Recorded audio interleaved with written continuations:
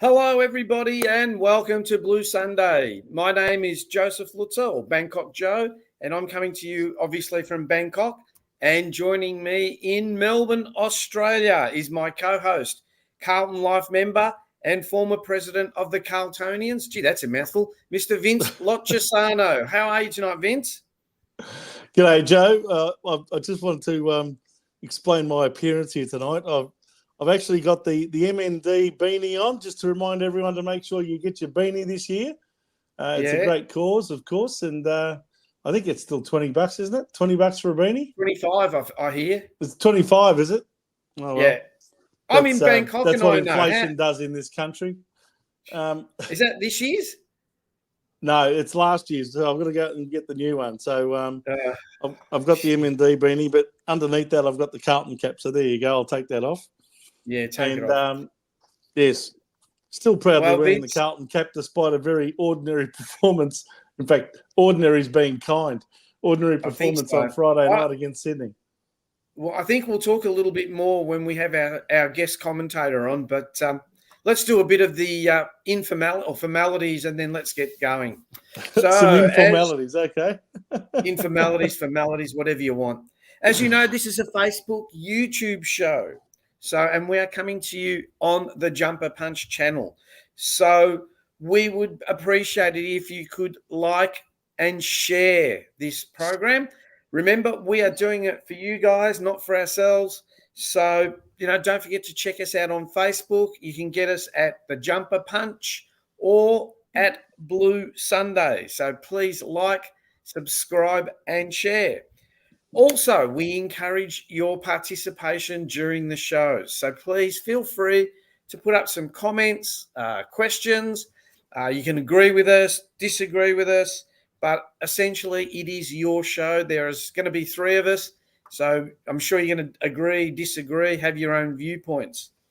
Last but not least, this show is proudly brought to you by my company, Retired Working for You. You probably can't see it, but this is the award that my company has recently won out of a touring group in England. We got voted, Best Small Group Guided Tour for 2024 of Thailand. So we must be doing something right.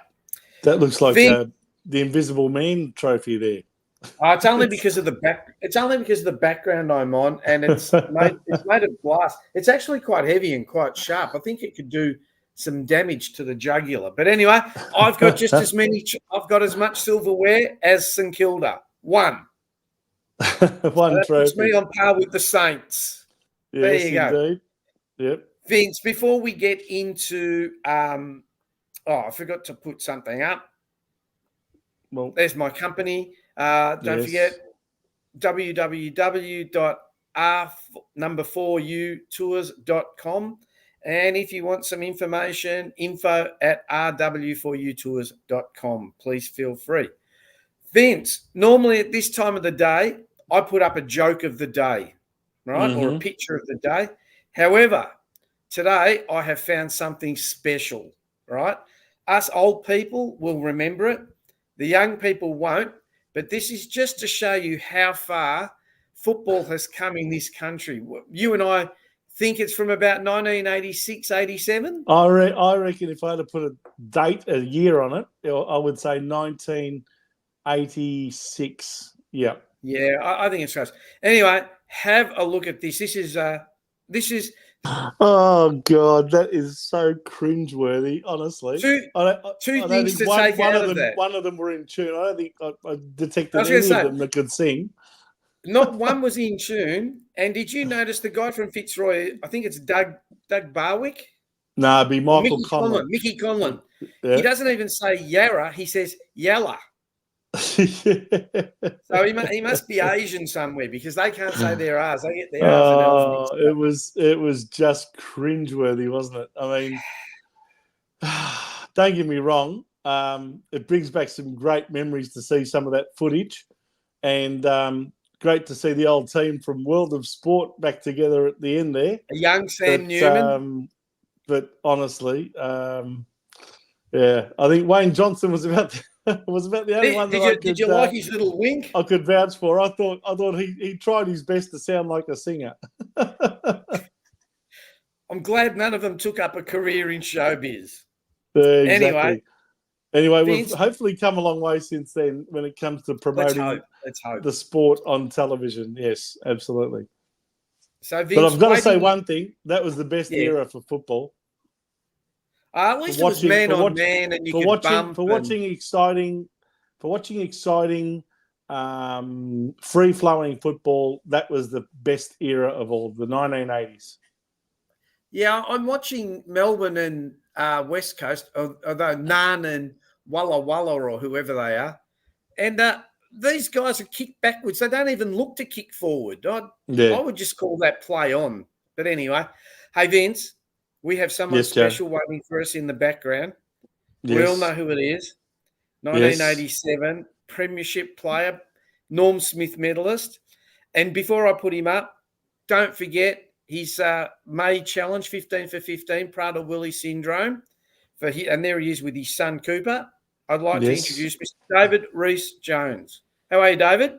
Yeah, good to be here. 15 for 15. We're off and going. We started on Friday, so third day excellent so far, and raising some funds. So anyone out there who's got a few bucks, can spare and come on, buy a raffle ticket. Yeah, buy a raffle ticket. Get in there and you might win a trip to Bali. You can't see it, but for those of you who are willing to donate, I've donated. Go to https://15for15.com.au. Okay. Look, every little bit helps. I'm sure if you can only afford $5, it's appreciative. You never know, that might make some difference to someone's life, and they're doing a really good job. Boys, and going on that ad before that was for the Channel 7. Mickey Conlon come from Tasmania, so that might explain a little bit. That explains it. Now hang on, Rhys, hang on, mate. Tasmania was very good to you, especially when your AFL career came to an end. Yeah, I had 3 years down there, and the with best North Launceston from memory. Yeah, Coach Launceston, Premierships. I've got a good story there because I took them to runners up the first year. We went from 2nd to about 8th the next year, and a few of the blokes on the committee wanted to get rid of me, and so we got rid of those blokes off the committee, and we won a premiership the next year. Yes, isn't it amazing how when you actually replace the board instead of the coach, how that can make a massive difference. Exactly, and the funny thing about it was probably the least skilled team of the 3 years. Well, yeah, was well below, and I think they would have been getting paid around $250,000 a year when I got there, sort of thing. Was something like that, and we would have had it down to about 100, in the year we won the flag. So, I remember going to Tasmania a fair bit that year in 1995 for work reasons, and used to keep up with what was going on. And I do recall that your team, North Launceston, beat a team. I'm trying to remember the name of the team, but I remember it was coached by former Swan Stevie Wright. Clarence, Clarence. Clarence, that's right. The Hobart team. Yep. They had all the money. They were the team who beat us. They were going for 3 in a row when we won the third one. Very good. Anyway, and you've got a shout out tonight that's got something to do with the Prader-Willi syndrome. Yes, shout out to Alicia and Raina, and I believe they're watching. So fantastic. Getting their 15 for 15 campaign up and going. I don't know what they're up to, but hopefully we raise a bit of dough and this is going to all the families who are affected by Prader-Willi syndrome. People have Prader-Willi syndrome, and we try and help them along where we can. And we have some great get-togethers at Christmas and various things. So it all money. So and David, we've nominated Vince to do 15 pies in 15 minutes. Right? So if people want to donate, $100 a pie. He's never walked past a pie shop in his life. Sorry? He's never walked past a pie shop in his life. So, Vince, you're up for the challenge, 15 pies in 15 minutes? No, I don't think so. I don't think I can manage that. Maybe 15 pies in 15 days. But yeah, Okay, there's the challenge. 15 pies in 15 minutes would send me to hospital, I reckon. One thing I didn't know, Rhys, about Prader-Willi syndrome until we just spoke a few minutes ago was that it actually can be diagnosed pretty much straight away at birth. Yeah. These days it can. It's Cooper was he's 20 years old now, and he was diagnosed within about 3 weeks, I think, 3 or 4 weeks of birth. But now they're pretty good on it. But Frank Gumbleton, who played for North Melbourne in their first premiership. I remember that. Number 30 he was. And Frank had a daughter, and she's about 40 now. So, but they didn't get diagnosed till she was 16. So 15 or 16. So so it's one of those conditions that it just sort of slipped through the cracks for quite a long time. And and it's funny that 40 years ago. And when she was born, he was coaching, I think, up in Brisbane at the time, and they were born. She was born, and the hospital basically said to him, "Leave her with us and get on with your lives." And that's how it was back then. But no, they obviously didn't do that. But that was only 40 years ago, and people were leaving kids at hospitals, and unbelievable. Yeah. Hey, all too hard, basically. Just too hard and left to wards of the state or whatever, which is terrible. But incredible. Well, let's hope they make some breakthroughs. Hopefully, with modern technology and AI and all that. We can only hope. Hey guys, there was a game of football the other day that we need to comment on. And I thought we were trying to avoid that. We're already getting comments. Here's Enzo, frustrating performance, but we've been in this position before. Worked through it and just missed the granny by a goal. Yeah, I don't know about that. We were in a lot worse position this time last year. A lot worse position. So, Tony Amadeo, g'day Tony. All I can say is Carlton keep losing the same way. I guess that's right. Tony also says we need more speed in the middle, and that's coming through. I've mentioned AIR. I've mentioned in the past about our lack of depth.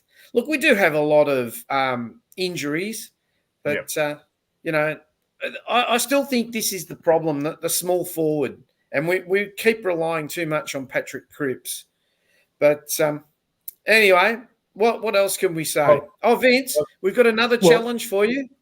15 arancini in 15 minutes. That is far more doable. I'll tell you what.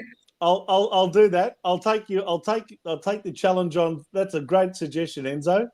What a great man, Enzo Valentino. We need some donations after Rhys, I think. Need some donations. I'll do that. I'm up for $100. If you do it, Vince, I'll give $100. Okay, done. All right. Rhys will give 15 cents. I'll get Tanya to go and get the arancini from the local Maltese. Not many. Maltese shop. No. They're decent sized ones. Don't worry about that. Maybe 15 pastizzi. I'll even do it on the show. How's that? All right. Hey, Vince, take us through the scores, will you? Yeah, no problems. All right, let's go through the basics, and then we'll get Rhys to give us his analysis of what happened on Friday night. Okay, well, there you go. The final scores. The Sydney Swans 17-14, 100 and did that say 17-14? That's wrong. Oh, that's on the AFL site. That's for the. I get it off the AFL site. You've taken a snapshot at the 20-minute mark. That's the problem. If you look at that. That was. I just took it before. That snapshot was taken with 10 minutes to go. You're trying to take a shortcut. I took it. No. I took it. It's on the. It was on the AFL website. I did it yesterday. Oh, okay. There you go, Rhys. I've just found his mistake already. Didn't take long. Just missed a point. Yes, 17-15 was the result. 117 to Carlton, 9-11-65. A 52-point drubbing. And, 52-point drubbing. And we haven't had a loss like that for a long time. And that was after Carlton led by about 26 points, half that margin, in the first quarter. So once we went up 5-1, I think you'll find that the Sydney Swans outscored us by pretty much 13 goals after that. They kicked 7 or 8 straight or something before we even got a Yeah, bloody if you have a call. look at the quarter-by-quarter scores, if you want to put them back up, you've got Carlton 5 goals 3 to 3 goals 6 at quarter time. That was a 9-point lead after leading by 26 points at one stage in that first quarter. Then in the second quarter, Sydney just locked us down and we couldn't get a goal. We were actually goalless for the quarter. They kicked 4 goals 2 to Carlton's 3 points and took a lead of 14 points in at half time, 50-36. And then that third quarter, when you just thought, well, is Carlton going to come back? And we actually got the first goal of the third quarter, ironically enough. Then Sydney went and scored the next 7 and put the game beyond doubt. 14 goals, 12.96 to 7.951 at three-quarter time. Another, a 45-point lead. And went on to outscore us 3 goals to 2 in the last quarter, eventually winning by 52 points. And I think really halfway through that third quarter, you could just tell the game was beyond our reach. It was gone. David. Now, hang on. Let's go through some stats. Sorry. Yep. There you go, Vince. Yep. The red is where Sydney. Sydney won. Just hang on. Just before I do go through those stats, just the goal kickers, Joe. Okay. For Carlton, the only multiple goal scorer was Charlie Curnow with 2 goals 2. Singles to Harry Mackay, who kicked 1 goal 2. There should have been 2 goals 1 because he missed one from 10 metres out. Zach Williams got 1. Kennedy 1. McGovern 1. Walsh 1. Hewitt 1. And Owies 1. And for Sydney, their main goal kickers were Chad Warner, the best man on the ground, 3 goals 2. Isaac Heaney, 3 goals 1. Tom Papley kicked 2 goals 3.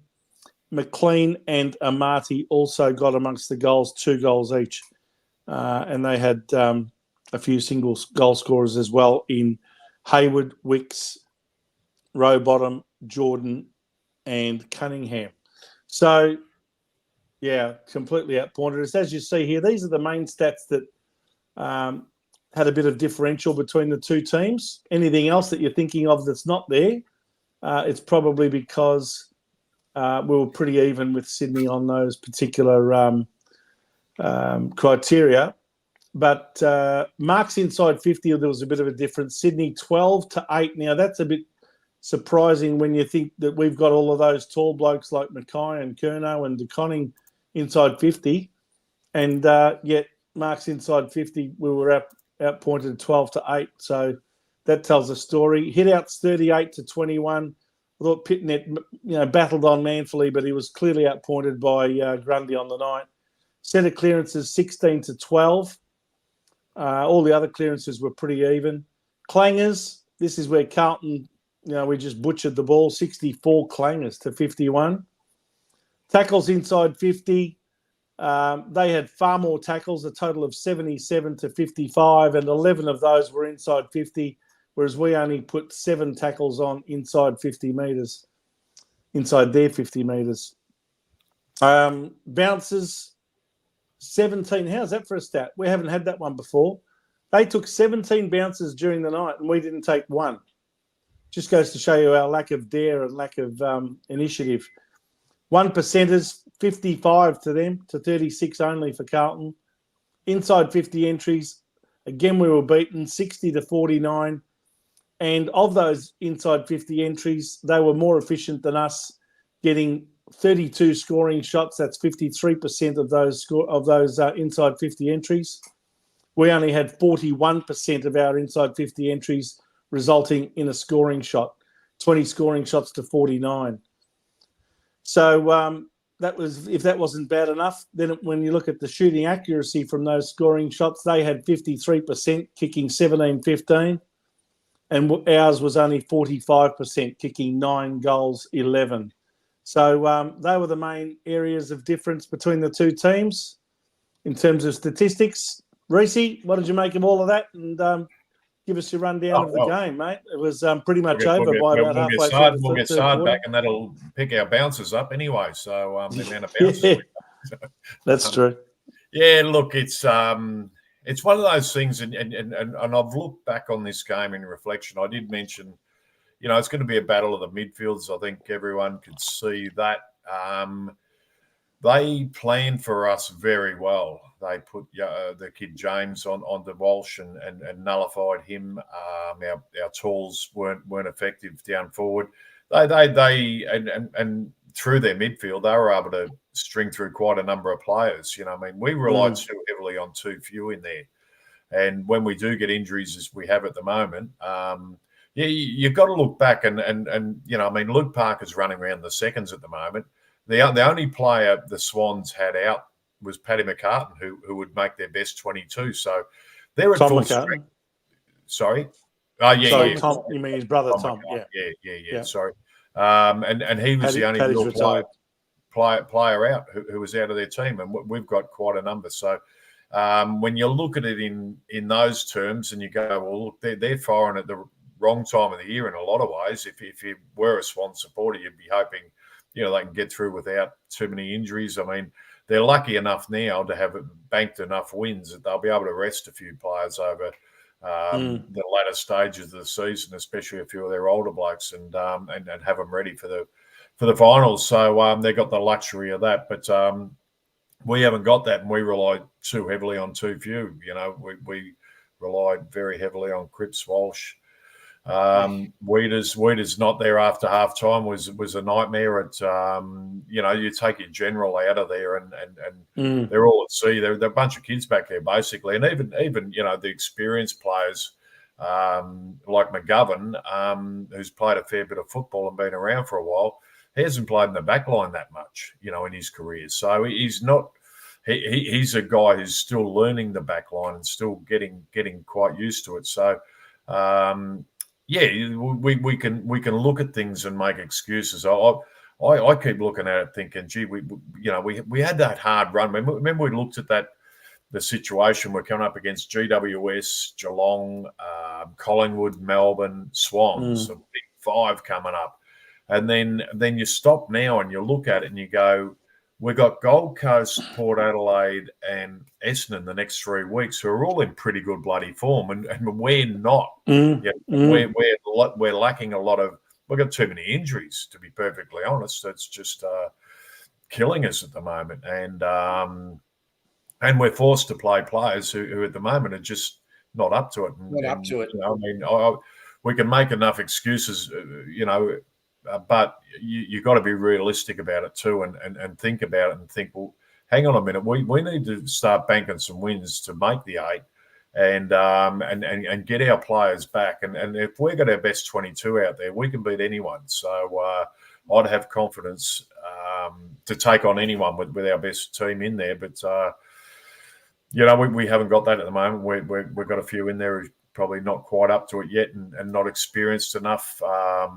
The back line fell apart a bit towards, the second half of that game on the weekend, and without Weeders out there, what would you expect? So, there's, I don't think Vossi made any excuses after the match, but I can see that, they've got that next up type attitude, which is fantastic too. But you call about the next up, and the next up should have been Jackson Binns. I just still can't understand why Binns did not get a game after having, I think he had 40 possessions a week before. Yep. Regularly gets up 30 possessions. I think he had 30 again this week. And we got blokes in there, Durden, Fantasia, single figure. Carroll.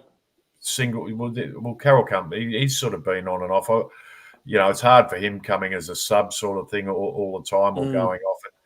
I'd like to see him get more, have more confidence shown in him, I suppose, if you're going to throw him in there. And that'd be like Binns. Binns will be thinking, geez, if I do get the opportunity, the pressure's right on, and I'm going to be thrown out the week after. So, and yet, Dirt and Fantasia, the guys like this are in there every bloody week. So when they're ready. So, yeah, a bit frustrating that way. But I think we've got to start rewarding the players who are playing well in the seconds. And I'd be if a young David, bloke like sorry, go on, Joe.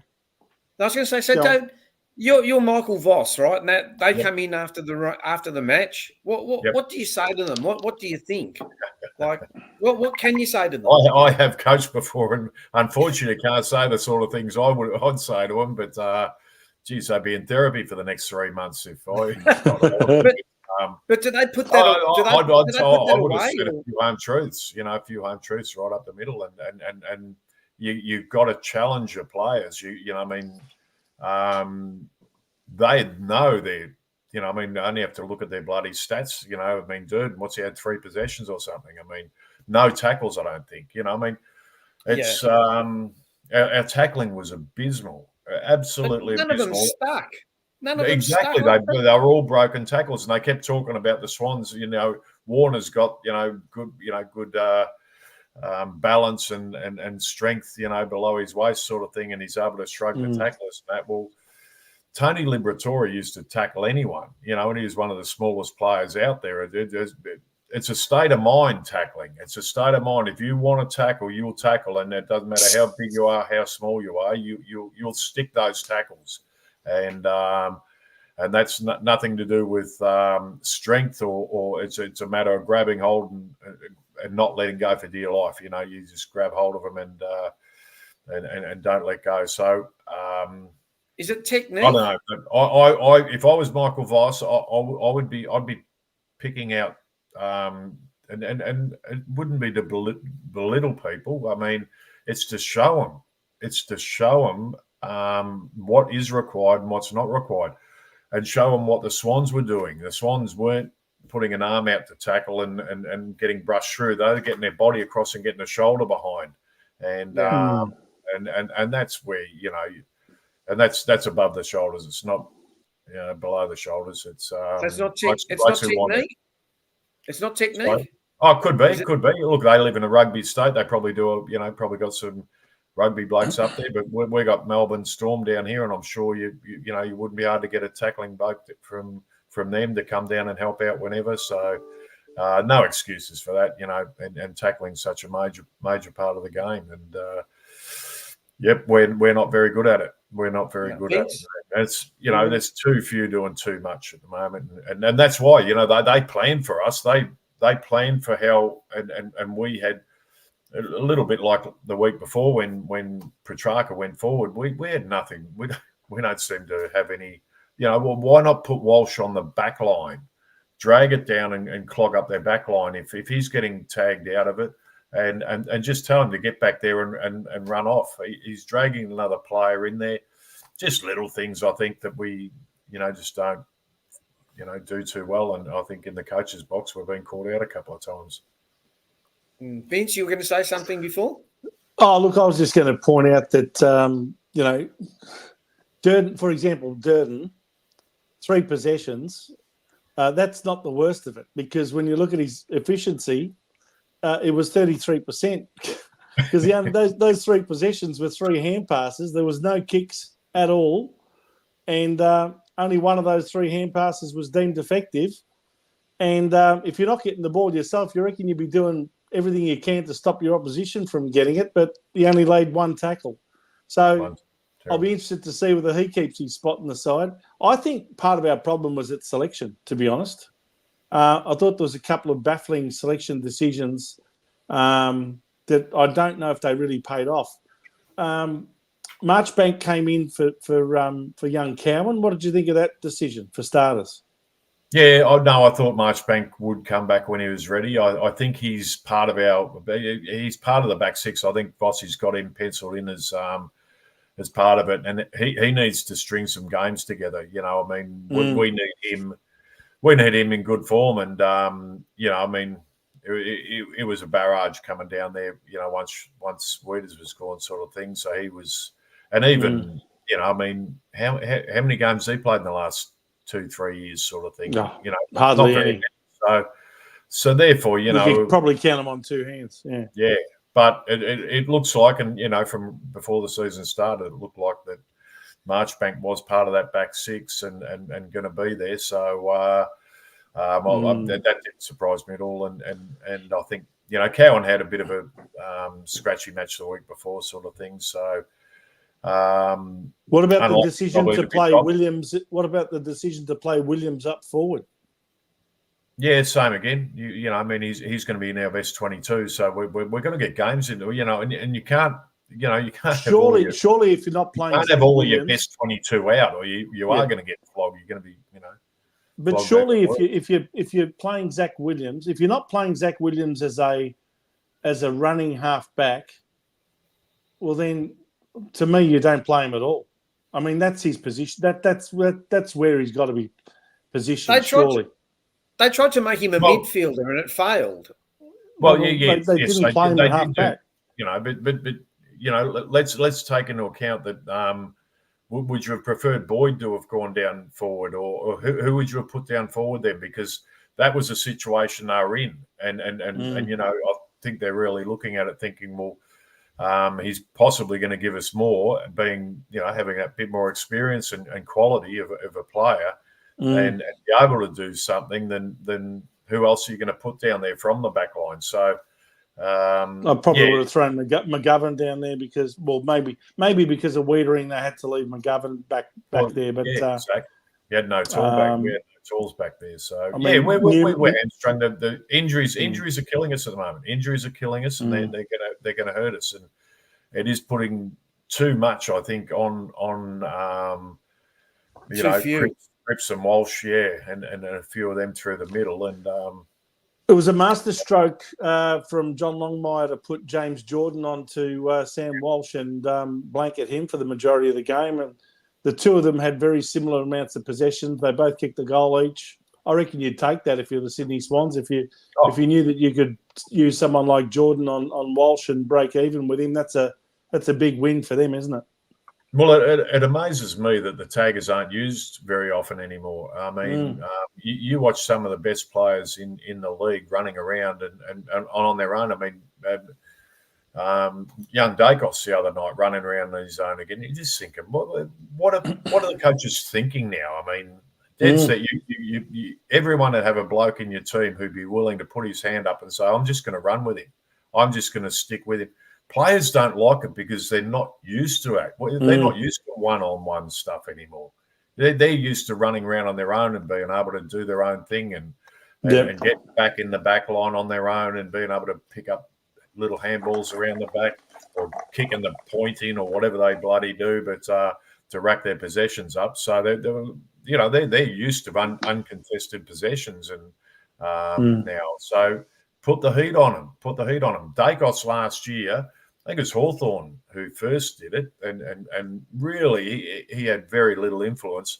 And then come finals time, they let him run around again. I just can't understand that. But there's no close checking anymore, Reese. Not like your day. Well, yeah, but you have to. I mean, put it this way: if I was coaching against Carlton, I would do exactly what John Longmire did. I'd be putting someone on Walsh because he is so dangerous.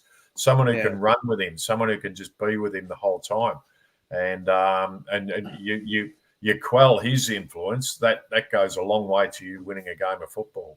Bit harder with Cripper because he does that inside work sort of thing. A lot of his is inside, and they're the guys who are harder to tag. And we see it with Bontempelli and Cripper and blokes like that.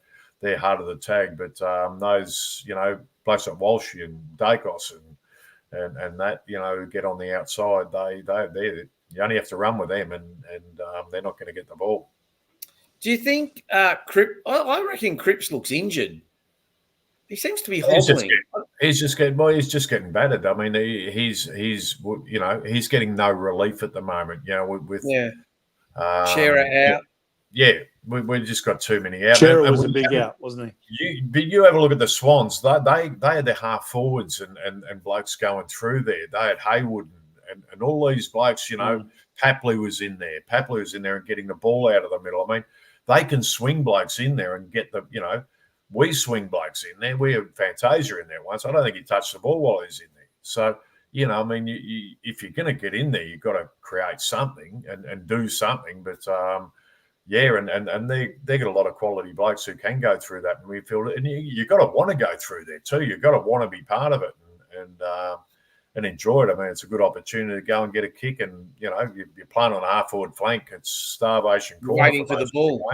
Exactly. So you get in and win the ball, and unfortunately, we at this point in time, we haven't got enough of those sort of blokes to go through the middle of the field at the moment, and that then puts enormous pressure on the guys who are in there the majority of the time, which is Cripps and Walsh who are our stars. We're getting a lot of comments. We're getting a lot of comments about Andrew Russell and the fitness team. Rhys, what's your comment on? Is he to blame, or are we just having bad luck? Yeah, look, you could put it down to recruiting, because there are players who do get injured more than other players. Other players will just play every week. They just never do a hamstring, never do a thigh, quad, whatever. I mean, I went through my career and never had. I didn't run that fast, but I never really had any of those sort of muscle injuries, groins, quads, hammies, soft tissue injuries. Yeah, soft tissue. I never had any of them. I just broke things, It was bloody legs or arms or bloody broke your leg and knuckles on a few occasions too. Broke a few jaws. Not his own, of course. Yeah, headbutted a few fists. I did so. Yeah, but then then there's players. I remember there was a bloke at the Swans, and I can't quite remember his name now, and he come from Springvale, and I remember one day, and he would tear his hamstring all the time, and he could play a bit of footy. I don't know whether he would have made it or not, but and he had these bucky teeth, and I remember sitting in the in the doctor's room one day, and the doctor and the physio and that were talking. They were talking about extracting his teeth for his hamstrings, and I'm Jesus Christ, how would Bugs Bunny go, buddy? But that's they were just at a loss why he kept straining his hamstrings week after week after week. And some players, do that. So I think when you're recruiting players, you've got to look at whether they are a bit of a risk. I mean, guys like Sard, you have a look at the guys McGovern, Jack Martin, the other one. His contract's up. I wouldn't re-sign him at all. Well, you never know. He's given us nothing. If he's right at the back end of the season, he could be the biggest bonus we have in our football club. And he's quality and he's tough and hard too. So I like him. I can understand. He's not out there that often. I think a few of the Perth teams are looking at him from what they're saying in the papers at the moment. But Sharon needs to see a dentist in here. Reece, what about the rucks? You had Grundy pretty much most of the night doing the ruck work up against Pitnet and DeConning. I thought Pitnet was, I guess, battled manfully, but geez, DeConning had a bit of a shocker, didn't he? Yeah, he started all right. I think in the first couple of minutes he had probably most of his highlights in the first 2 minutes of the game, but then I hardly saw him. They all did, Vince. But we had blokes who dropped sitters, dropped absolute sitters. I mean, DeConning was one of them. McGovern, I remember at one stage dropped an absolute sitter. I think Charlie Curnow dropped it. Yeah. And they're just not quite right. It's just wrong. They just, stuff they should swallow sort of thing. They just they let slip through. So. We were sadly out of form after quarter time, and probably lucky to get those early goals on the board and up and going early. But the Swans, they're a good team. They're a good team. As I said, they're playing at full strength. They've had no injury worries to worry them at the moment. So they're onwards and upwards at the moment. But But just on DeConning, he had 3 kicks and 3 hand passes. And only 3 hit outs for a second ruckman, and he did not lay a tackle. So, how do you justify that? Well, he only took one mark for the game as well. Yeah, Grundy's a good ruckman, and Grundy is more like a ruck rover as well. But he's strong. You watch Grundy; he gets his body in, and he actually got penalised a couple of times for shepherding, because that's the way he does it. And Tom de Koning is still learning the ruck, and he's still there's not much of him, so he can be pushed aside pretty easily. But yeah, so you know, he needs to get back and away and use his spring. But you know, a crafty bloke like Grundy, who's, you know, probably had his worst year last year at Melbourne, because he was you know, used as a forward, and he's an out and out ruckman, and you know, he's been an All Australian ruckman. So you know, you just got to give it to him, and the Swans got a huge pick up there when they got him involved. But you know, to the credit of our blokes, I don't think that was where we lost it. I can't really remember, you know, them sort of really sort of getting the hit tap sort of thing and getting through, and that much. They just bullocked their way through, and just it was hard work. You know, they just outworked us and worked a lot harder than we did, and had a lot more quality around the ball than we did. David, one thing I want to comment, we seem to be able to get out fast. Like, you know, we did it in the preliminary final last year, did it against Collingwood, did it against Swans. Brisbane in the prelim final last year. Yeah, that's what I'm saying. Yeah. And then we just seem to fall apart. Is it mental? Is it players relax? I know you're not there, but you know, you've played the game. Is it players sort of thinking it's going to be easy, or is it the other team? Or it's about maintaining it. It's about maintaining it for 100 minutes, and that's the real thing. The Swans, they were able to absorb it. They were able to absorb what that was our best. We were playing at our best then. They were able to absorb that and just keep going, and they were able to play at a higher rate for longer than what we could, and a lot of that comes down to experience, and you know, we've got younger bodies in there, and guys, you know, I mean, you just think you're getting through, you know, the injury phase, and one goes, and then another one, you know, Cottrell goes down, and you just think, when's it going to end? You know, when is it going to end?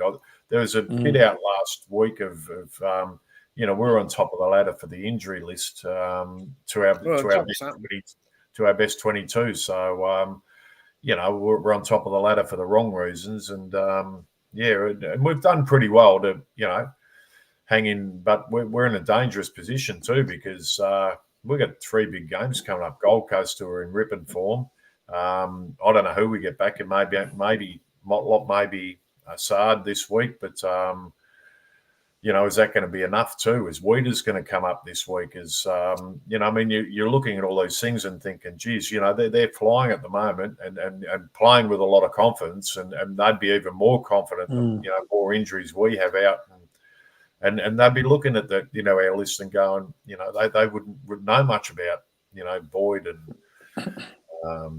you know, a few of these blokes, you know, running around. So no, we'll put a best team out there, I suppose, but I want to see Jackson Binns out there for a start anyway, because you know, if he can't get a game before the 2 I mentioned, Fantasia, Durden, then you know, they might as well ship him off now, get rid of him in a mid-year draft or whatever, and you know, because they're never going to play. Jackson Binns and Lewis Young were probably the 2 best Carlton listed players in a losing VFL team on the weekend. So yep.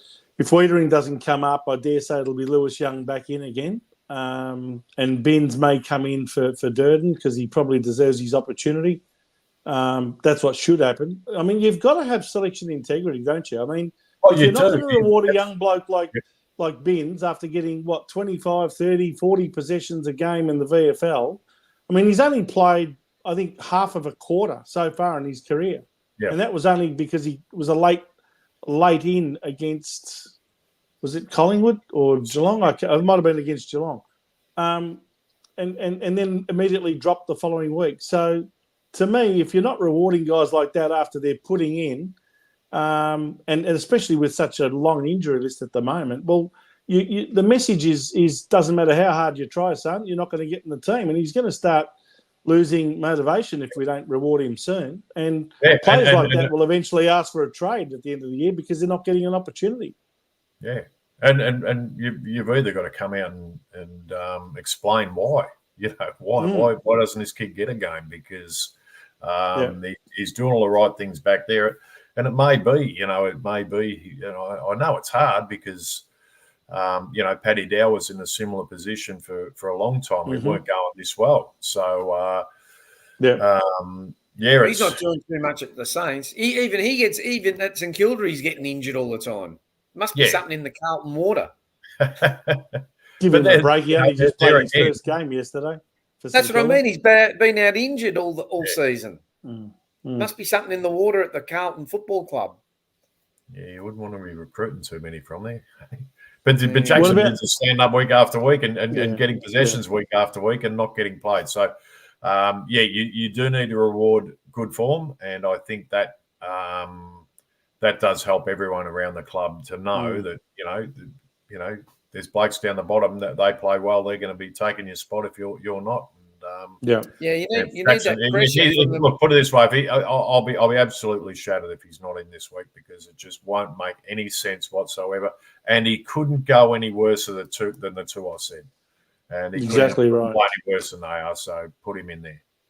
I tipped Carlton last week, Rhys, because I thought our twin big men in Mackay and Curnow were going to be the ones to have a big night out, especially with Tom McCartan not playing. But in the end, I was horribly wrong. What did you make of their respective games and the decision to have Charlie Curnow up the ground as early as the second quarter? Yeah, look, I didn't mind seeing Charlie up there, and to be perfectly honest, I wouldn't have minded seeing Charlie in the middle of the ground at times. Yes, yeah, but they even played him in defence though. They brought him all the way up to the half back line. Yeah, look, you got to play high there. It is. I think I mentioned it last week. It's a strange ground where you try and play centre half forward there. The ball's going to go over your head. You're not going to get near it. You just get lost at the SCG. So you have to be pushing up to the wings, and but if we are going to play them on a ground like that, why can't we throw Charlie into the middle at times? Another big body in there, and he's you don't know what you can get out of him. I mean, I'd say to him, just go for it, mate. You go and enjoy yourself. Go and get a kick. Run, tackle blokes, do what you love doing, sort of thing, and get out and play footy and enjoy it. And he could be Cooter-like because he's uncanny. He's got the build, he's got the athleticism. Why not try things? Try things when they're not working, and you still got big blokes down there. You've got the Tom De Koning and Harry Mackay as your targets down there. So why not?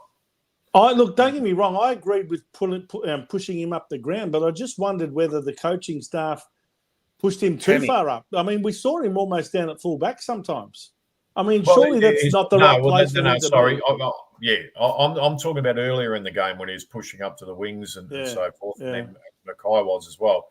No. I think that's a planned thing to get him back in the back line to steady the flow. But he looks lost back there. He runs right back to the furthest. He doesn't sort of become dangerous, if you know what I mean. He doesn't know what to do. You got to read the play as it's coming down and be able to get across to it. He puts himself deep like a goal saver sort of thing, like the very last line, and normally he's sort of standing back there on the full forward, which is, I'm just thinking you're too far back, Charlie. It's like he's trying to be a quarterback. be everywhere there, which is when if you put him in that midfield position for a little bit and he can work out, I can get a kick here, I can go back and take a mark, I can, he can play in that, behind the play, kick behind the play sort of style and not have to worry about an opponent either, because most midfields don't, run, they don't tag up on each other. They start at the bounce and then they're off and gone. So Frankie's just put up that social media has reported TDK has done a hammy and moitoring out for a month. So That's even better news, isn't it? News just keeps getting better. Vince, Rhys, to be frank, you're gonna look, don't get me wrong. I'm not saying it's not the case, but I'd be taking any reports on social media with a grain of salt at this stage.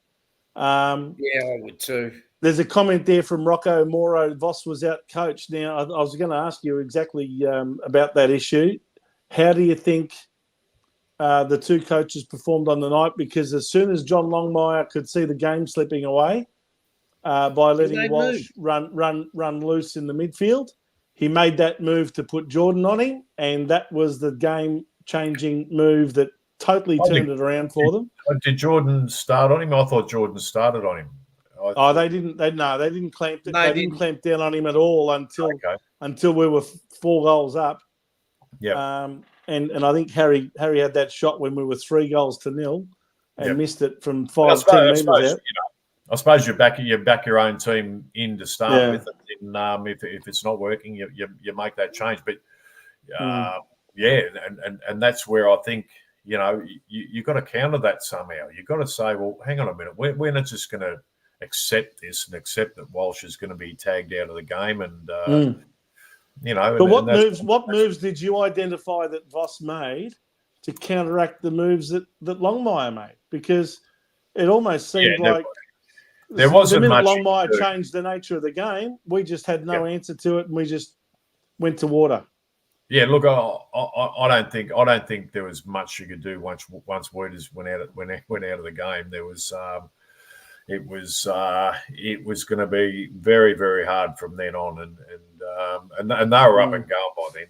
Their midfield was well on top, and they've restricted us. But I think I mentioned it before. Why not push Walsh and take Jordan into their forward line and clog it up in there? Do something and just tell him to get back there and just run off.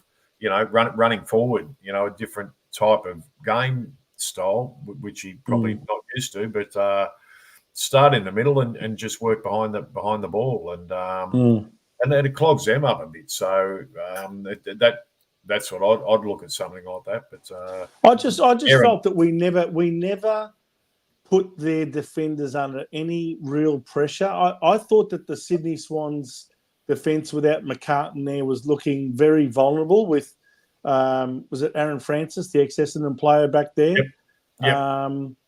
And Malikan and guys like that, almost no names really. And I just thought, why aren't Carlton putting these guys under pressure? Why aren't our big blokes because we did asserting their authority over these so-called no names and kicking some bags of goals against them? That's where I thought we might win the game. Well, you look at the difference in the foot skills from an Eric Gould and to our midfielders, and that's the reason why. That's the reason. Yeah. You got to, and the pressure they were applying in our midfield meant we were tumbling the ball in there. We weren't getting any. Our space. inside 50s were low, but even the ones that we did get were pretty ordinary inside 50s, weren't they? And that's because of the pressure they applied. They were at us. You're watching it on telly and you're just thinking, Jesus, they got an extra 2 players out there. The numbers of Swans around the ball just seem to outnumber us all the time. And they were hungrier. They were hungrier. They were stronger. They were tougher. They were just so much better. So, disappointing from that point of view. But, just to back up your point, Rhys, I'm going to give you some stats on a couple of players, all right? Mm-hmm. Yep. Whoa. This is when it comes. I mean, it just goes to show you that just looking at stats on their own in terms of number of possessions doesn't always tell the story. Guess what the disposal efficiency was from Patrick Cripps, who had 24 possessions on the night? Yeah, it'd be around 50, I reckon. 41%. Yeah. That's only 10 effective disposals from his 24 possessions. Yep. Yeah, but Vince, he's in getting the hard ball. So no, but hang on. It's normally never that low. This is reflective of the pressure that the Swans were putting on our midfield, and this is the point that Rhys was making. Sam Walsh, 20 disposals, 55% efficiency. Only 11 of them were deemed to be effective. Kennedy, and you're playing forward line in a situation like that. It's bloody hard. Oh, it is yeah. bloody hard. So because most of your midfielders are not delivering the ball down to you in any sort of meaningful way. Matthew Kennedy, 56% disposal efficiency. So, you know, there's quite a few of them in that bracket. I think, George Hewitt as well, 20 possessions, 55%, 11 disposals were effective. So, well, that's they're your 4 midfielders. midfielders: Cripps, Walsh, Kennedy, and Hewitt.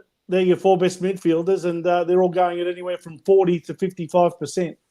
Yep.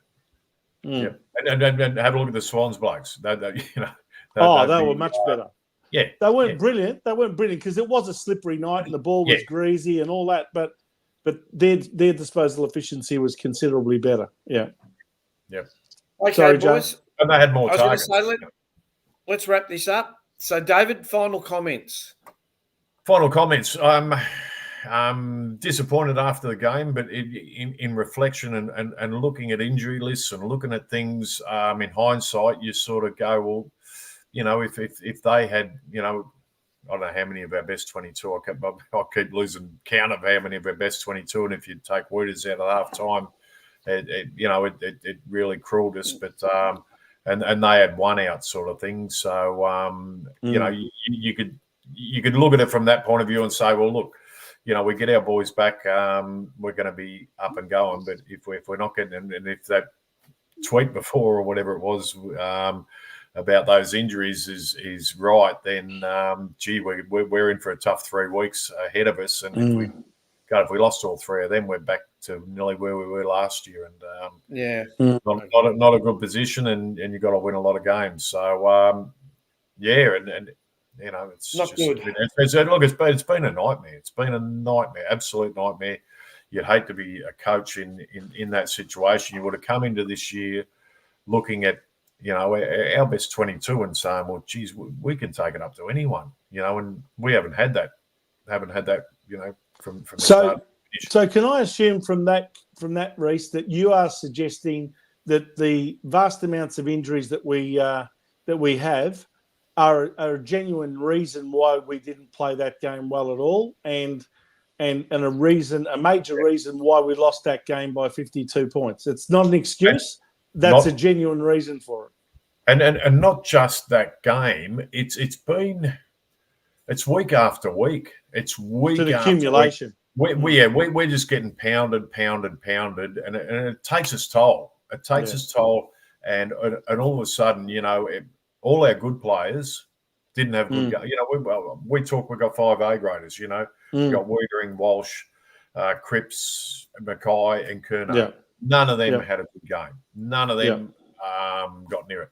Yeah, it wears you down. You know, you just can't be up and carrying the load for that long a period of time as well. So. It's tough, but that's the reality of it. And your foot soldiers are not going to win you the games. You know. Well, when you look at our season so far, we won the first 4 games and we came out like a shot out of a gun, winning the first 4. But since then, we have lost 4 out of our last 6 games. Yep. You know, we've lost to Adelaide, Geelong, Collingwood, and now Sydney Swans.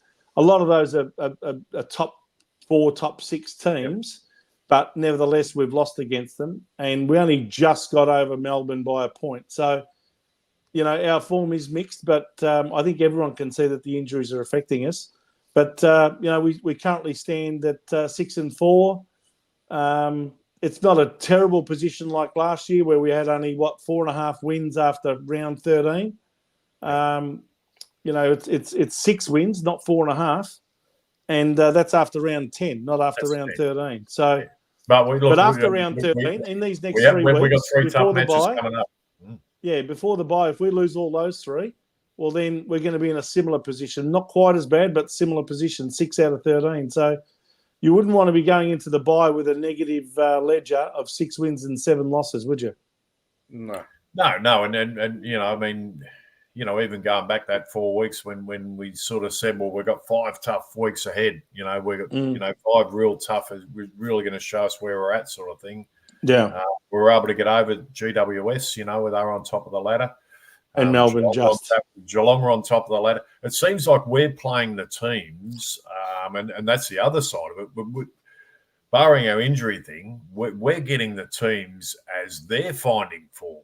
That's the other side. You look at Gold Coast, couldn't be playing any better at the moment, and dismantled Geelong last week and looked like a real good team. So you're sort of looking at them and going, geez, they're firing, and we're going to come up against teams who are in form week after week after week, sort of thing, and it gets tough, and that's where it makes it hard on, especially our better players, because no one can play, and no one in the history of the game's had 22 best on grounds or whatever, so you just can't be of course. up, and you're going to be up and down a little bit over the course of a season, and then as it filters down the level of player, they do the same. They have off nights and bad nights, and so it's tough. You can't be up all the time, so it's but I'd like, as we said, I'd like to see a bit more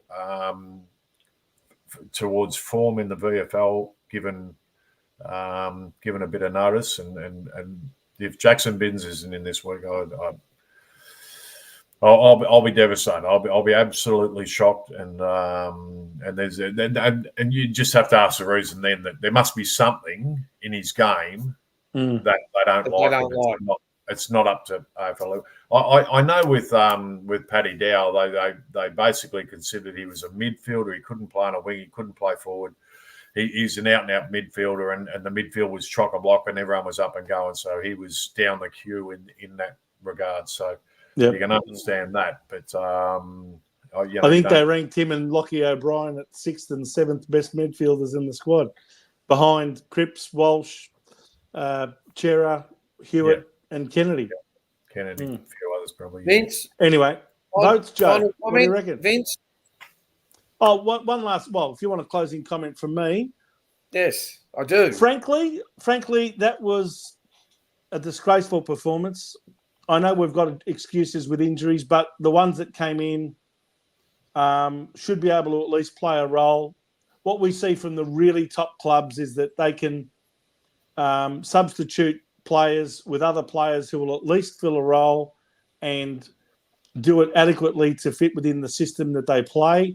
I don't think the players that we've got coming in play to whatever system Voss has got in place for us. And it was very quickly found out on Friday night, and we were exposed badly. Frankly, it was an absolute pleasure to watch a top-line team play exquisite football, and at times I just had to sit back and just admire how the Sydney Swans play football. It was a joy to watch a truly professional team, and I reckon the best thing that's happened to the Sydney Swans this year is that Buddy Franklin retired at the end of last year. They are far more of a team that actually doesn't have any major, they're not buddy-centric. Yeah, they're not buddy-centric, so they don't have a major focal point up forward anymore. They share it around a lot more. And, yes, I know they haven't got many injuries, and that's a point well made, but, geez, when they're up and firing, aren't they a joy to watch? Unbelievable. But, what can you say? You don't win premierships in May. They'd want to have a fit list come August and September, I suppose. All right, let's get to the votes. I'm not going to add any more. You guys have done it to death. There's not much more I can say other than I'm very disappointed. David. Yeah, Newman on top. I think I wrote those three blokes down at.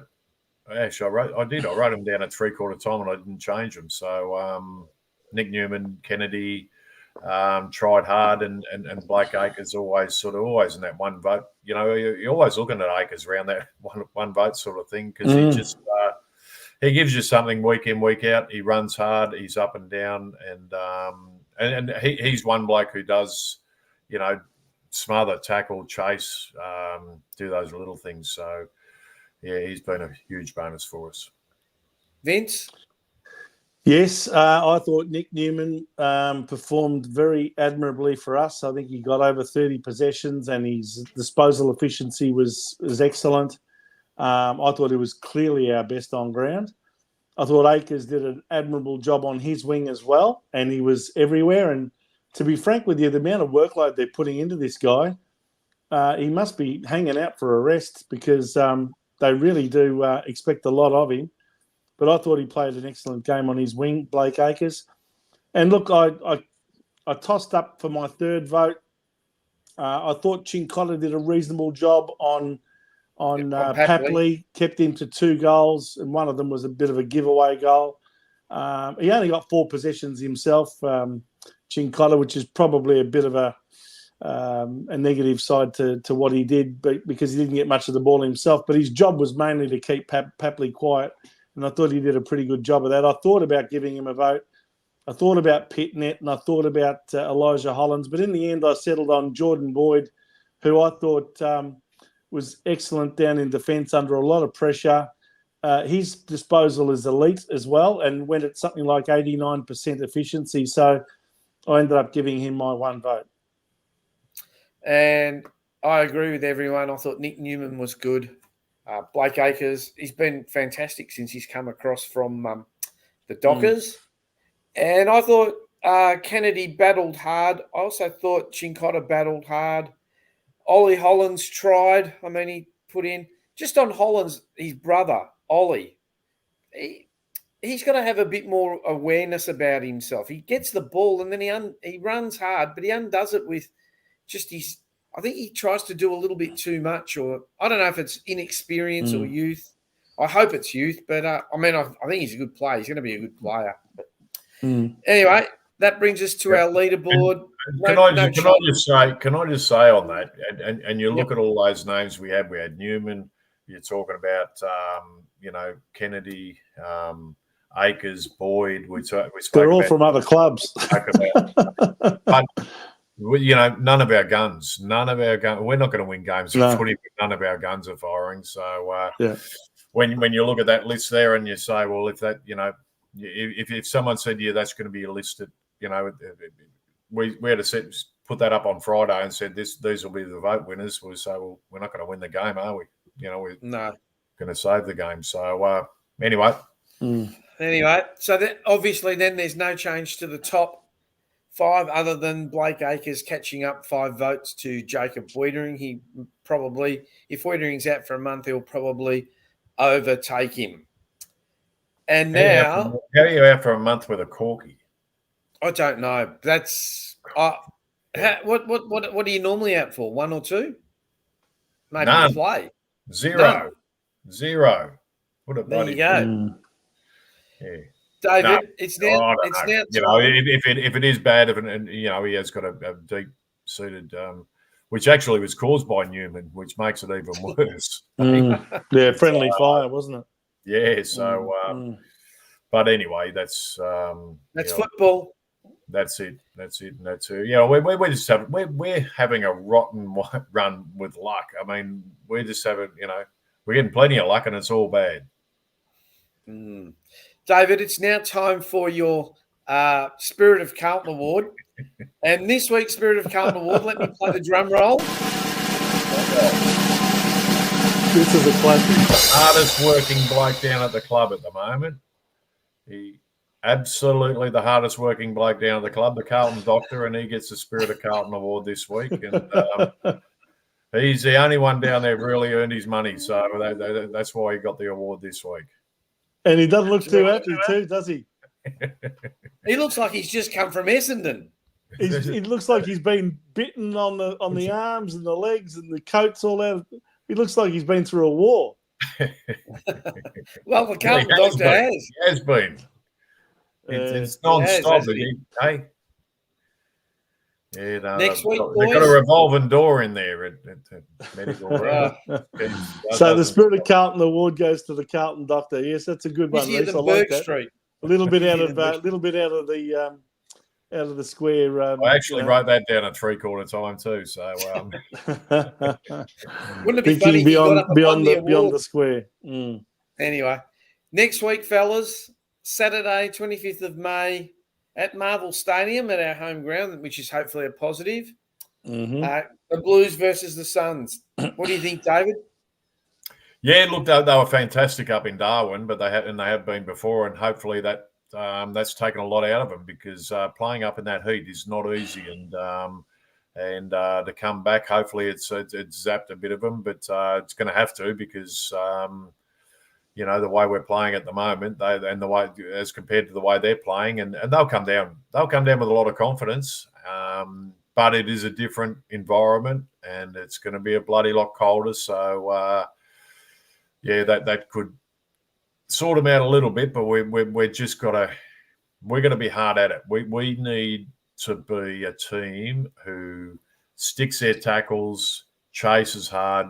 You just go back to the 1%ers. When things aren't going right for you and everything else, anyone can tackle, anyone can chase, anyone can smother. You can do the spoils, just the little things, and you get back to basics. You just do the hard things, do all the routine things, and form will come.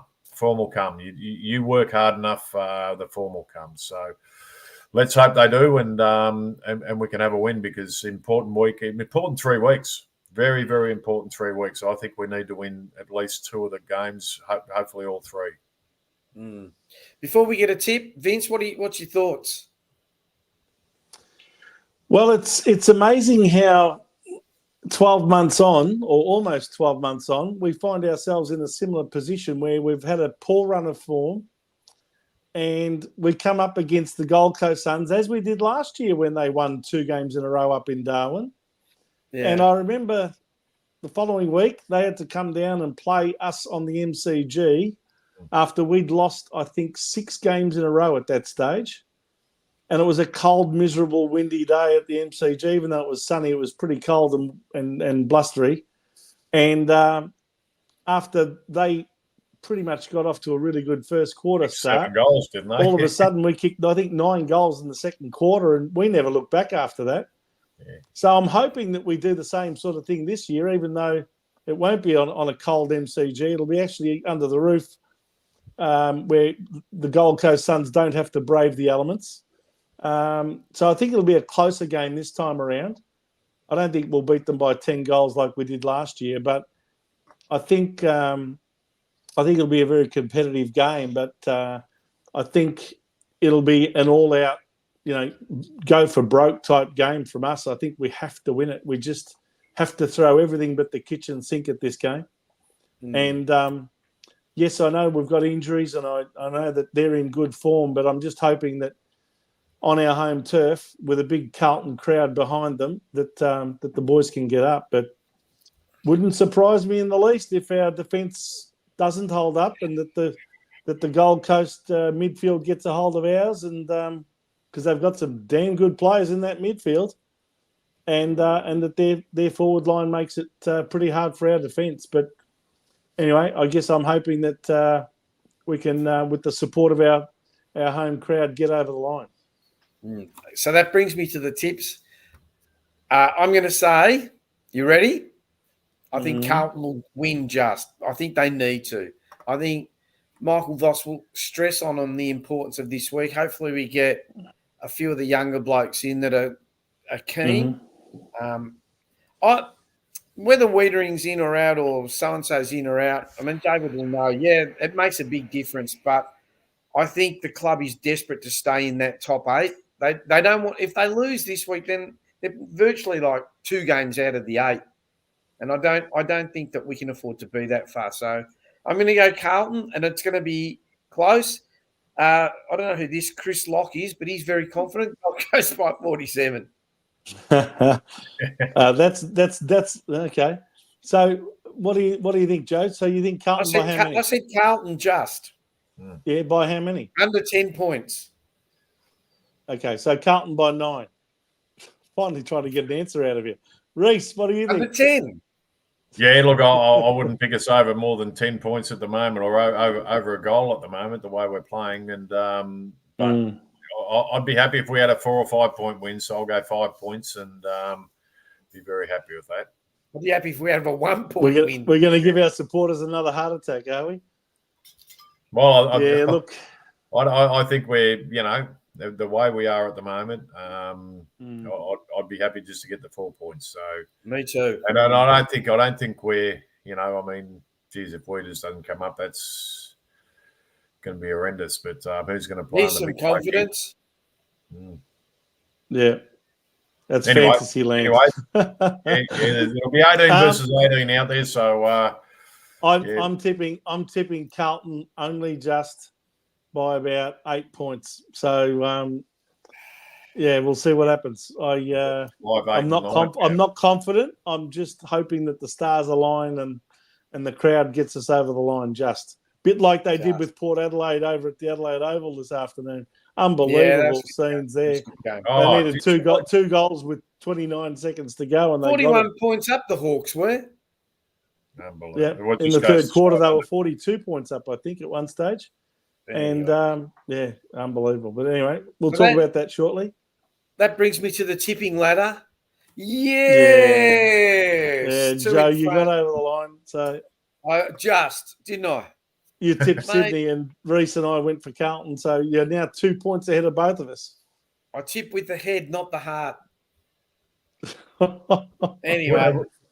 I'll be tipping bloody Carlton every week anyway. I don't give a rat's smack. I mean, is there a $10,000 award for winning this tipping competition? No, it's a new car. There is actually it's $25,000 car.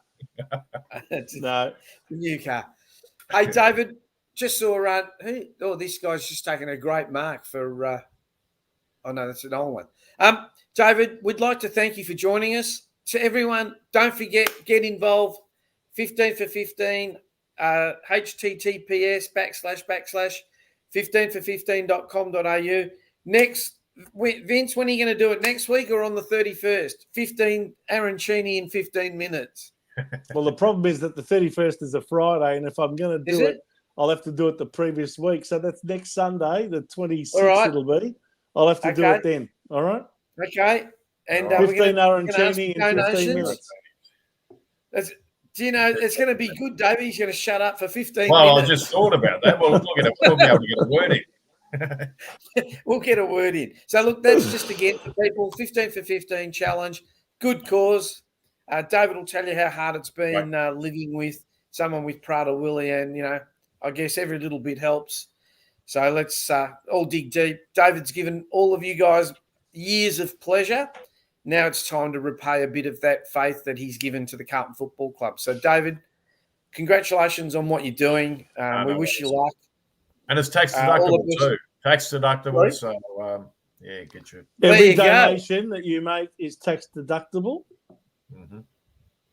Yeah, as long as you've got an income to make a claim of. Well, Big T is right. He says I'm going to give 100 baht. No, Aussie dollars. Aussie dollars. So, Rhys is a good one. On your Rhys, you're a champion. So, thanks for everything that you've done. Right. And, David, good luck, and we'll see you next week. No worries. Thanks, guys. All right. Go the Blues. All right. Need a win this week. So, get out there and support them. And, yes, I'll be at the game. So, looking forward to it. There Excellent. You go. All right. Thanks, David. Thanks. Good on you, Rhys. Good. What a good bloke.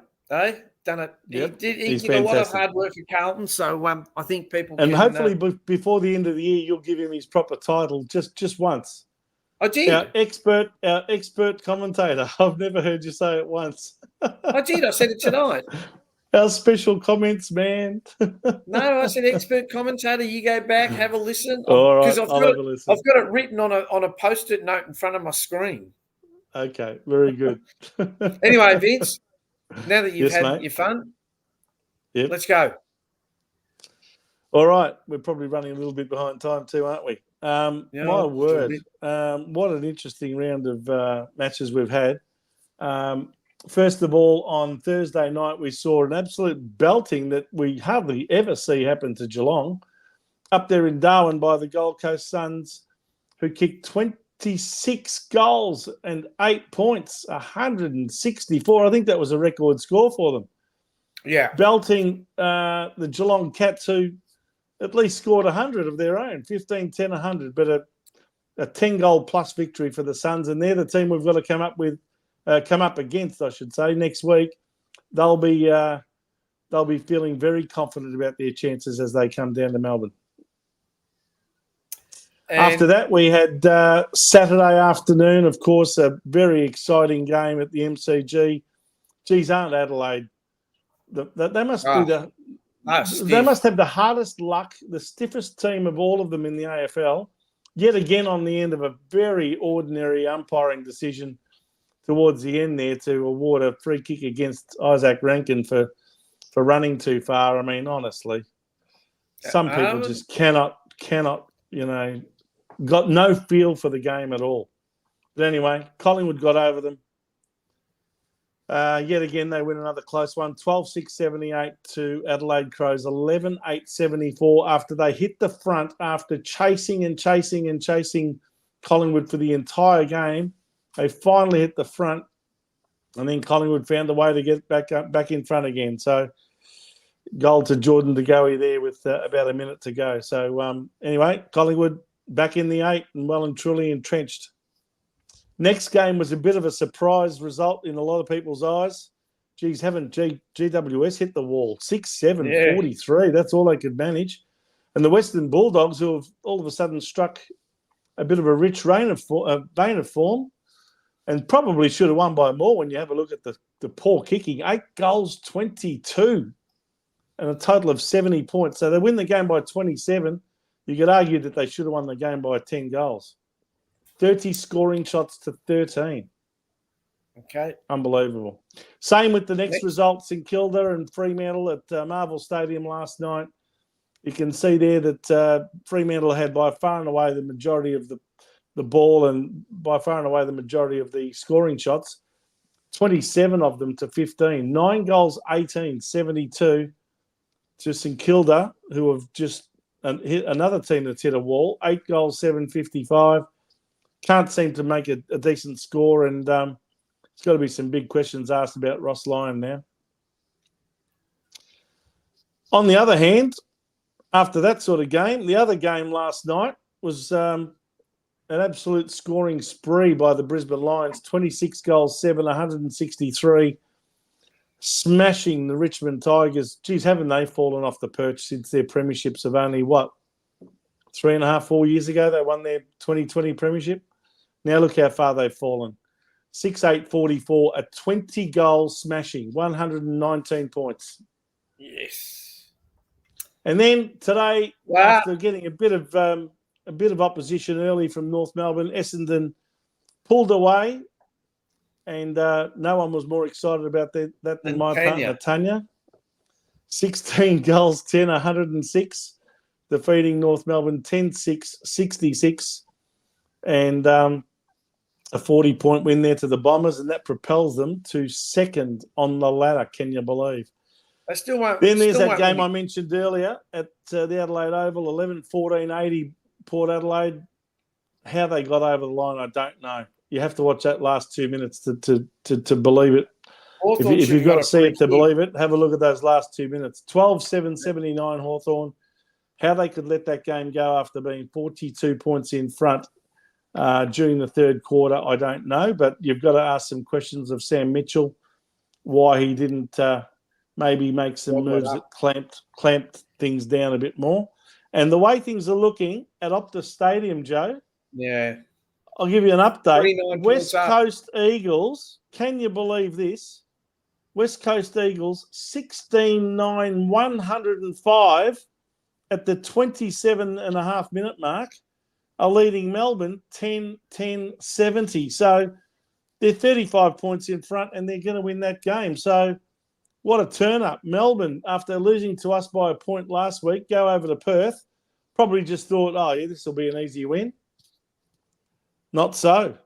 And yet again, their forward line doesn't seem to have functioned. So they've got some issues there at Melbourne. They had a chance to go up to third on the ladder, and they've blown it. And can I tell you, more like sixth on the ladder? No, seventh. Maybe even seventh. No, they just showed the live ladder. And can I tell you, that Harley Reid is the next Chris Judd. He's going to be... Well, let me tell you, I saw him take a ball out of the middle in the first quarter. It was their fourth goal of the quarter. Yeah. He ran away from his boyhood idol, Petrarca. Christian Petrarca, who we had a photo with. They showed it on the TV. And he ran away from him. Petrarca Easy. tried everything to catch him, but just couldn't catch him. And Reed took a bounce and then straightened up for goal. And from about 50 metres out, slammed it home. And my word, what an exciting prospect he is. That takes us to the ladder, Vince, as it currently stands. But from what I'm led to believe, Narram, which is Melbourne, will finish 7th because they've lost some percentage. So their percentage is going to go, what, even worse than GWS is 115.5, is it? You read the ladder, I'll check it for you. Okay. Well, as you can see there, everybody, Sydney Swans are a game and a half in front on 9 wins and only the 1 loss. Can you believe they lost to Richmond? I can't believe that. But anyway, they've got a very, very healthy percentage of 154.7, which was increased even more after beating Carlton by 52 points. They are clearly, head and shoulders above the others. Essendon, with today's win, has gone to 2nd. Can you believe that, Joe? After 10 rounds, Who would have predicted that? 7.5 wins out of 10. Only the 2 losses. Their percentage is nothing flash, but it really doesn't matter when they've had a draw. 103.3. Then you've got 2 teams on 28, being Geelong and Port Adelaide, which is called Yatapulti on that ladder. They're on 7 wins. 6.5 wins. Collingwood all of a sudden is in outright 5th. Yeah. Then GWS you've got all the teams. Right, GWS is going to be 6th by the sounds of it, 115.5. Melbourne's or NAM is going to be less than that. It's 114.9. Okay. And then Gold Coast is bringing up the 8. They're in the 8 now after that win against Geelong. And also on 24 points, just out of the 8 on percentage, Fremantle, or is it called Walyalup? Yeah. 6 wins out of 10. And Carlton, also on 6 out of 10. So even though we're dropped down to 10th on the ladder, it's only because of percentage. Our percentage took a bit of a hammering. It's down to 102.1. 1 win behind us is the Western Bulldogs in outright 11th on 5 wins and 5 losses. They're the only team with an even ledger of wins and losses. Then all of these teams have won fewer games than they've lost. Brisbane, 4.5 wins out of 10 in outright 12th. Then you've got Adelaide, who have been very stiff this year, I must say. Only 3.5 wins out of 10. They're on 14 points. And then teams that just simply cannot make it, you would think. St Kilda, who are known as Euroke, 12 points. Hawthorn on 12. They must be heartbroken tonight, Hawthorn supporters, after that 1 point loss to Port Adelaide. Then you've got the West Coast Eagles, and I reckon West Coast might actually go ahead of Hawthorn on percentage after that win over Melbourne. Once that result comes through. I think you'll find that they will. They'll go ahead of Hawthorn on percentage. No, still behind them. No? Still behind them? 75.9. Oh, okay. Righto. So they'll still stay in 16th, even though they're going to go to 12 points. Richmond is on 1 win and a very poor percentage. Another belting at the hands of Brisbane. They're in the 50s now, 59.6. Adam Uze must be wondering, what the hell have I done applying for this job? And North Melbourne, the only winless team. And the first thing they ought to do is ask their list manager, why on earth, when we were on the bottom of the ladder last year, did you not know that Harley Reid was as good as he is, and make sure that we stay on the bottom of the ladder so we can get him? They won the last game of the season last year. Like the and that's what gave West Coast, and that's what gave West Coast the number 1 draft pick. They went and beat Gold Coast in the very last game. What it achieved by beating them, I don't know. But let's be frank about it. A smart football club would have known exactly how good Harley Reid is and would have said, there is no way that we can win this game against Gold Coast if we know what's good for us. Anyway. And if anyone says, "Oh, you're encouraging tanking," well, let me tell you Yes. something. If you don't think it goes on out there, you are blind and naive. So, Yeah. North Melbourne, the first thing you should be doing is grilling your list manager, saying, "How on earth did you not make sure that we got Harley Reid?" Anyway, Anyway, let's move on, Vince. It is now Righto. time for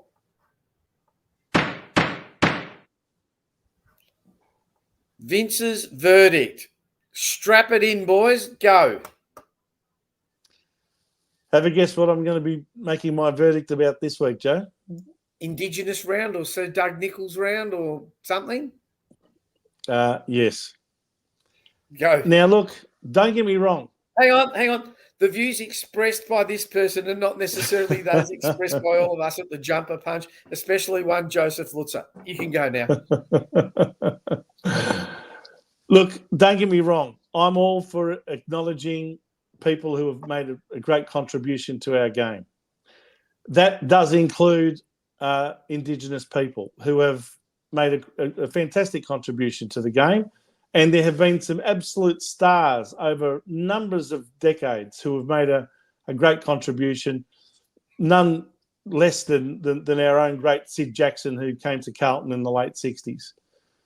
But I've got to say, I really believe that this is starting to get out of control, this whole recognition thing, because it's now at the point where the so-called Sir Doug Nicholls round lasts for about a month. The Indigenous jumpers will continue to get worn at various points throughout the season. The names of the teams now, I mean, I looked at the ladder.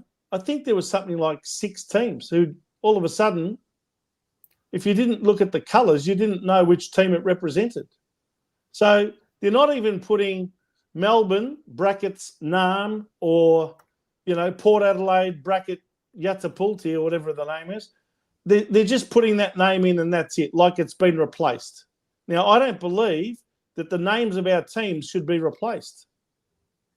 And the other thing is, it seems that the more you give these people to promote the whole notion of Indigenous round, the more they'll take. I could not believe my eyes when I saw the 10-metre square on the weekend in the form of an Aboriginal flag. Now, if you want to be consistent about this sort of thing, AFL, why did you not, during Anzac Day week, why did you not have one centre square in the Australian flag and the other one on the opposite side of the ground in a New Zealand flag? Because that's what Anzac Day is all about. The two countries coming together to commemorate our fallen soldiers, men and women who have fought for our freedoms over the history of our two great lands. So why not be consistent? Why do we go to all these lengths, changing the name of the teams, painting the centre square in Aboriginal flag colours? I just think it's getting beyond the joke. And honestly, I think I've heard a lot of people express to me this weekend that they're just so over it. They're so sick and tired of having this stuff shoved down their throats. And I really think that the AFL is going to get to the point where they're going to put so many people off because of all of this sort of stuff. And again, as I say, it's nothing. It's not because I don't want to recognise the Aboriginal or Indigenous players over the years. Fine. Have a cavalcade of cars taking them around the ground if you want. I don't mind that. But all of this other stuff is just going way too far. We've got all of these ceremonies happening before every single game, where yet again you get all of this welcome to country business, where you got to be welcomed into your own country. I just don't understand it, and I think someone's got to put a stop to this eventually, because it's getting out of control. Anyway, that's my view. I'd be very interested to know what our fans think. As I say, I'm still very respectful to the players and other people who've contributed to the game in the way they have, but I think we're just getting out of control with all this business. I think so too. Okay. Vince, it's now time for your bet. And guess what happened last week? Loss. Yeah, I thought Carlton was a good bet by betting at the line. I gave us another 2 goals and we lost by 52 points, Joe. So in the end, it would have been better to tip Sydney at the line and get $1.90, even though they were the favourites. All they had to do was win by 13 points and you got your bet. They ended up winning by 52. So anyway, we pulled the wrong rein there. So we've lost, what did we lose? $30. Yeah. Okay. So never mind. You can't win them all. We'll get to our P&L in a minute, but this week's bet. Okay. He's back I thought we'd go for 6 another multi. I think we'd go back to having a multi again. Yeah. Well, here we go. Got to do something. Now, we've just seen that, like Melbourne losing to West Coast over there. Who would have thought that? So none of these results are guaranteed, let me tell you. Especially since you've picked them, no. So what we've done is we've gone for North Melbourne. Now, you didn't put them in bold letters like I told you. We're going for Port. Because it says right. So Port you've got to win. There, Port to win. Oh, okay, righto. Jeez. Port to win over North Melbourne at $1.05. Carlton to beat Gold Coast at $1.38. Essendon to beat Richmond, that's $1.10. Now, the one that's making me very nervous is this one here.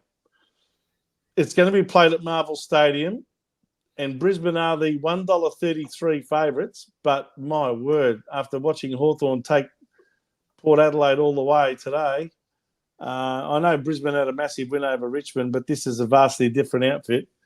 So that's the one that makes me nervous here, $1.33 for Brisbane to win. Now, I'm tipping Melbourne to knock over St Kilda, although both teams seem to have struggling forward lines. We're taking the short odds on Melbourne here at $1.30. And that's another one that makes me a little nervous. And the other one is Adelaide at home to beat West Coast. Now, that's only $1.15. I reckon you might even get better odds than that because of West Coast winning tonight. Anyway, we're going for Adelaide at home. So that all adds up to odds of $3 and... No. Yeah, when you multiply all of those... $3.20. No, can't be $3.20. It was $3.17 when I did the figures. So that's why a $20 bet. We're going to bet $20 because my understanding was that we had $120 in the pool. Got more. So we're going to put $20 just worry about the bet. Okay, in order to win $63.40. Yeah. All right. Yeah, $3.17. Okay. In the pool, we have $125. 125, did we? Okay. Well, I thought it was 120. So, okay, I'm putting on $20. Do you want to make that a $25 bet then? No. We'll leave it at 20. And if we win, we'll get another 63 in the pool. If we lose, we'll have $105 left over. All right, no problem. It's a bit like betting most weeks, Joe. Some up, some down, some wins, some losses. Hit and miss. So, Vince, that brings us to the end of the show. So we hope everyone has enjoyed tonight's show. We hope you enjoyed... Slightly longer one this week. Yeah, I hope you enjoyed the comments by David Rhys-Jones, but I think there was a lot to get through. This week on the Jumper Punch channel, I finally got it right. Monday at 6 p.m, we've got double. Tuesday, we have the boys from the Jumper Punch live. I think double might be live too. I'm not 100% sure. Wednesday at 6 o'clock, we've got Rockin' the Burbs, followed by at 7:30 Forever Rivals, which is definitely live. Thursday at 5 p.m, we've got the Change Room with Rash. Rash was in the chat before. Hello to Rash in the sandpit. And then we've got the Jewel of the Crown, as far as I'm concerned, Vince. Sunday night, 7:30, Blue Sunday. Can't go a week without missing. Can't go a week without missing it, can you? Big thank you to all of our viewers and regulars who join us and make their contributions. Love hearing your thoughts and reading your comments and getting your questions. Many thanks for your participation. We do appreciate it here. And don't forget to like, share, and subscribe if you can on our YouTube channel.